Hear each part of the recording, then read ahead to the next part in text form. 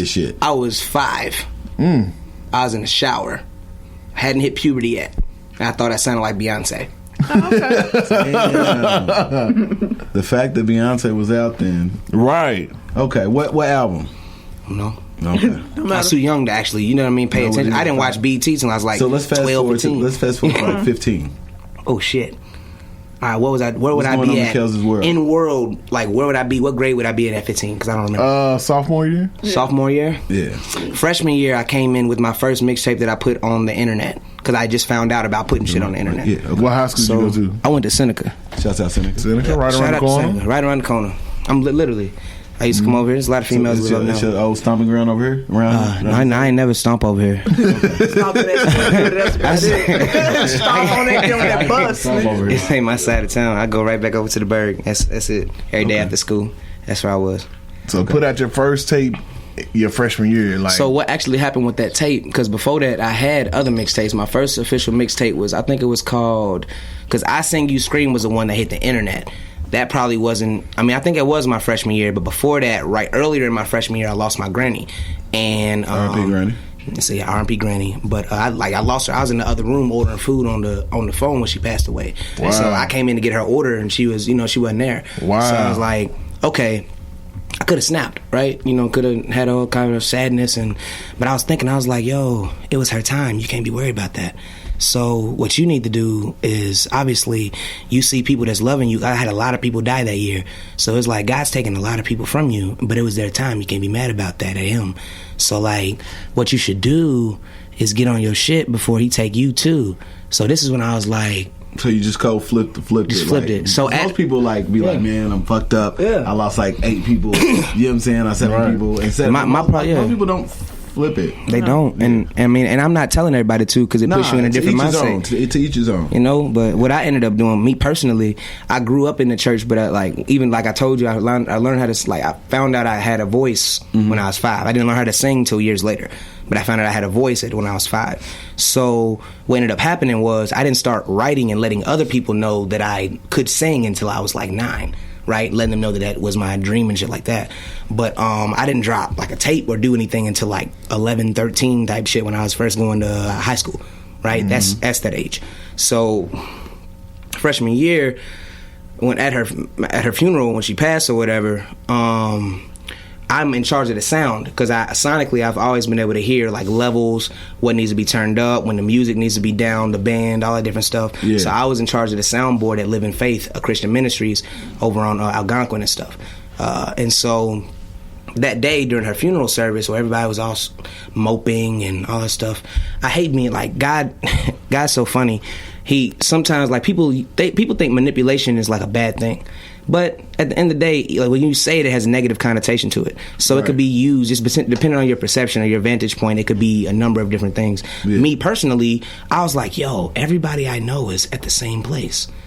So I left the funeral and I got like 600 to 1,000 like little paper things you put CDs in, 2 little racks of CDs, and I used the copy machine that was at the church, and I put the CD that I made on my Dell laptop. It was crazy. Look, I met my boy Vegas. Shouts out Vegas. Yep, he was in prison for me. He just got out. So, but he's on a watch right now. I gotta go see him in Vegas. But so Vegas is in Vegas on the watch. Yeah. Mm-hmm. Damn, Vegas. Yeah, dark skin, short guy. Okay, that's my brother. He gave me my first microphone ever. And then he helped me get the first program, Sonar. Sonar is a professional studio program. I uploaded Sonar to my Dell laptop. It didn't compute. Fuck Dells back in the day. Fuck Dells. I had a blue screen situation DJing with a Dell and vowed to never curse the day they made Dells. Damn it! It was like, fuck you, Dell. But and the thing is, CD the whole time. I was too young to afford my own computer. So I was the same computer that I would take from my parents whenever they wasn't home. I used it in the basement with all my niggas and stuff. So what ended up happening was he gave me that mic, and I had a wave cap. So I put wave cap over, because you know what I mean? Because I seen this shit we watch YouTube, we watch battle rap. I seen this shit before. If I'm gonna do it, because at first I wanted to be a rapper, not a singer. And all the girls said I could sing and stuff, but I had some real shit to talk about. Me and my niggas would always freestyle, and that's what they thought was cool. I wanted to impress them.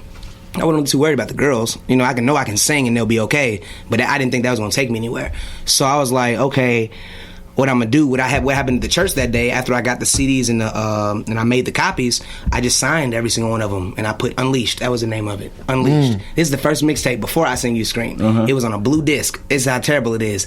This is how terrible Znyce. This is how nigga. I was young as hell and I didn't care. I recorded it was like 10, 12 tracks. Me rapping and singing on every single route. I was destroying niggas beat because I just saw Wayne drop No Ceilings at the time, right? Yeah. So I'm like, yeah, I want to do that. Yeah. So I took some of his same beats that he used, right, and then other beats that I thought was hot. Then I did like Vegas made 2 original tracks that I got on that was okay, but it was bull now that I listened to them. But it was lit because I was like, yeah, I just signed them all, and then I sold them for $10 a pop at church. At church, at the funeral. At the funeral.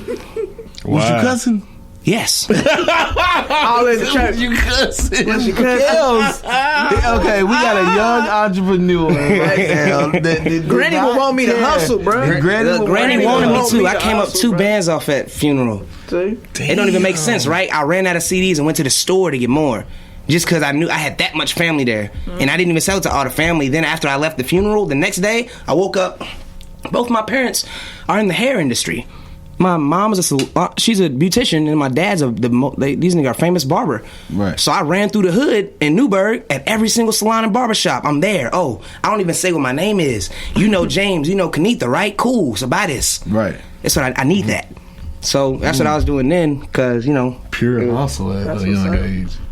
Damn. And then I Sing You Scream came out. That was freshman year, and because my thing was so that was freshman. That was freshman. No, it was freshman. I'm talking about. It had to have been freshman year, but all that happened in the same year because I dropped when my granny died. I dropped Unleashed, and then I went to school, I went to high school for the first time that year after she died. Okay. Right. So she must have died in like the summer or some shit. I don't know.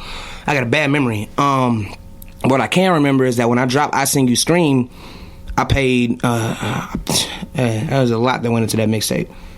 There's a lot that came from that situation. I was like 15, 16, but that's crazy though, because all these numbers don't add up. Like I'm trying to remember your numbers. I'm trying to think about it. We just listen. It's crazy, man. I'm to the people, man. 321 Podcast, episode number 54. 54. 54. The homie J Kellz. So, yep, drop the J. So you dropped the J. You just straight Kellz. Why'd you drop the J? It reminded everybody of R. Kelly. Oh, okay. Yeah. R. Kelly, J Kellz. Robert Kelly, Kellz. Oh, yeah. Okay. You got it. You broke it down. All right, broke it out. Yeah. But what happened with the senior year. Let's fast forward senior year. Mm-hmm. Where you at? What's going on with Kellz? J Kellz at that moment. I was still J Kellz at that moment. I had sung at at this point, my career has elevated from me. Because I sold Grippos, so I didn't have to sell drugs in school. Food right? So it was, man, instead of having like... Who don't want Grippo? You sold crack. You sold crack. In a different form, you were selling drugs. Some days, you might have some bull-ass crack. Yeah. But the thing is, I always made sure I had the sauce. It was 25 cents a shake. This nigga selling crack in school. Literally. And look, because it's soliciting, right? Yeah. So I had to get with the principal. I got in trouble so many times and got caught, but I ran to school, so I paid off the assistant principal with Grippo bags. She was like, if you don't want to go to ISAPA detention, it's gonna be 6 bags. Oh. I said, I'll give you 8. Can I leave right now? It was lit. Pure hustle. It was stupid. Yes. I used to love that school. We gotta hit him with it. Got to. Okay. For sure. So after that, So you selling Grippos. Selling crack. but I was also selling What season? because I had 2 duffel Nigga bags. sprinkling heroin. Yo, That's he's lit. If you want to be high a little bit longer, I'm gonna Come on. Here you go. No, you don't understand. Znyce, look, here's how bad it was, right? So not only I didn't come to school with a bag with my books in it on the first day of school when I came to high school, right? My pops and me came up with a business idea that I went to school with. Because the thing is, what he told me is that you go to school, when I was my first day at elementary school, he said you go to school for 2 reasons: to learn how to deal with people and to learn how to deal with situations. The education is just the cherry on top. So my whole life, right? That's my whole life. That's what I'm thinking. Like, that's because I didn't it was a whole bunch of dumb stuff. But when I got to this point, I was selling the I Sing You Scream CD. Matter of fact, it started off as Unleashed. I was still selling that on the first day. Okay. So I had 100 CDs in my pockets. Now they're old, so I'm giving away for free. There's a pretty girl here. Yeah, you know, nigga, he like weed here. Blah, blah, blah, you know what I mean? It didn't matter because I already knew everybody that was there because I'm from the Berg. So everybody that left Newburg either went to Fern Creek, they went to Seneca, or they went to Central. Yep. So they got dispersed. I wasn't with all my homies. I got put in AP classes with all white folk. So it was. I introduced Grippos to them. So they was. They had never heard of it before. I was like, oh really? New crack. Right? It was like, I Heron. want Heron in his And you know best. it's so funny because like in James's band or whatever, we would always have practice, and I would come up and I would have like Grippos and shit from a sound that I ate. And they would always be like, But let me get it for these Grippos. yeah. I'm just thinking like, Who don't eat Grippos? Why wouldn't I? Fuck or when I was in Perfect chips with a Austin, sandwich. this girl was just like, you're just so. She was from Louisville, but she was like, you're so Louisville, and I was like, you're so Louisville. I'm unapologetic. Oh my God. Louisville. I have no choice. I have no At least she choice. said Hey, Louisville. that's a shirt. Yeah. Right, it's true. Unapologetically Louisville. Damn, look at that. Edit that out. Edit that out. You gotta edit that out. We're happy and we're singing and we're colored. Give me a high five. Beautiful guy. You gotta cut that out. Beautiful Somebody guys. gonna take it and run No, I'm with it. sorry. Damn. They gonna take it. You know how But nah, you said senior year. We assist comes in with the real information. Right. Like, Don't give away all the jewels. Not bro. at all. Hold some for yourself. And then right. look, yeah, Nigga, you ain't heard shit anyway. Nah. Moving on. What was I talking about? Yeah. okay. Bags. So you in the AP class, you turn the white keys AP on class. to I came in to the instead of with Grippos. one bag with books in it. Came in with 2 duffel bags. Dylan's karate because I did karate all my life, and then I filled the 2 bags with Grippos. And I walked in. There's no censors. Niggas don't check your bags. They think it's books, and they think I'm an athlete because I was freshman year. I was playing football, played every position. And then I learned I was allergic to grass, so I couldn't play no more. Just like with basketball, I got asthma, so I couldn't play no more. So I was like, all my niggas hoop. All my niggas go, when we outside, they play football. I can't play. So I gotta go right.